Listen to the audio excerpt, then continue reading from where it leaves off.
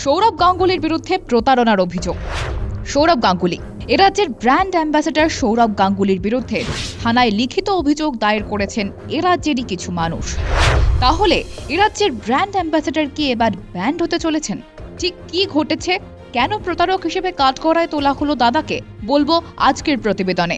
তবে হ্যাঁ, এ রাজ্যে এত বড় একজন মানুষের বিরুদ্ধে প্রতারণার অভিযোগ উঠল, অথচ প্রথম সারির কোনো সংবাদ মাধ্যমে তার কোনো প্রচার নেই।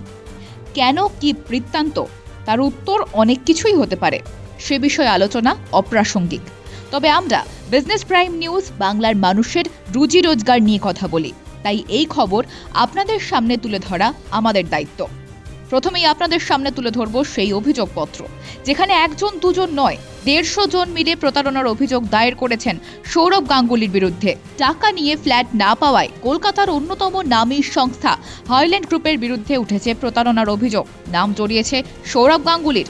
হাইল্যান্ড গ্রুপের ওই প্রজেক্টে বিজ্ঞাপনের মুখ ছিলেন সৌরভ গাঙ্গুলি, যেখানে তিনি নিজের মুখে বলেছিলেন যে ওই প্রজেক্টে থাকবে একটা সৌরভ গাঙ্গুলি ক্রিকেট একাডেমি।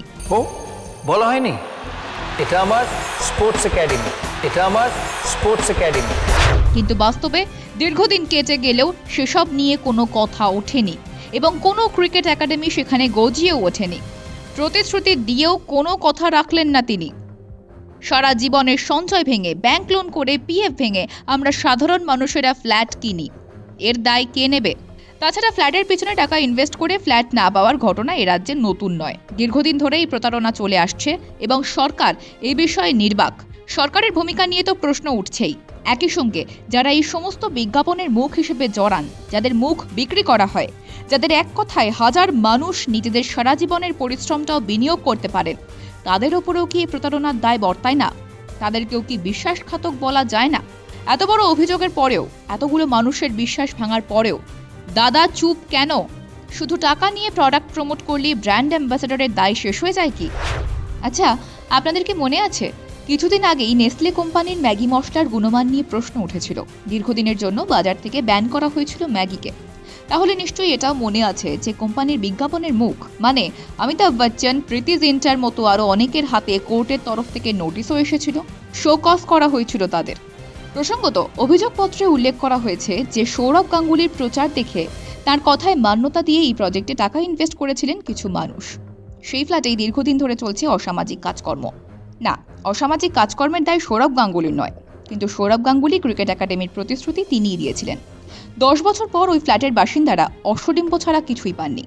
এত বড় একজন মানুষ যখন কোনো কথা দেন এবং সেই কথায় কিছু মানুষ আগে পিছে চিন্তাভাবনা না করে সারা জীবনের পরিশ্রমের টাকা বাজি ধরেন, তখন সেই অভিযোগের দায় ব্র্যান্ড অ্যাম্বাসেডরের ওপর বর্তায় বইকি। এখনও কি তিনি কুলু পেটেই থাকবেন, নাকি ঘনিষ্ঠ কিছু সাংবাদিকদের নিয়ে সাংবাদিক বৈঠক শেষে দায় ঝেড়ে ফেলবেন? সে বিষয়ে কিছুই স্পষ্ট নয়। কিন্তু বাংলার মধ্যবিত্ত বা নিম্ন মধ্যবিত্তের রুজি রোজগার নিয়ে ছেলে খেলা করা হলে প্রশ্ন উঠবে। আর যাই হোক, রুজি রোজগার তো বানের জলে ভেসে আসে না, আর টাকাও গাছে ফলে না। দেখতে থাকুন বিজনেস প্রাইম নিউজ। জীবন হোক অর্থবহ।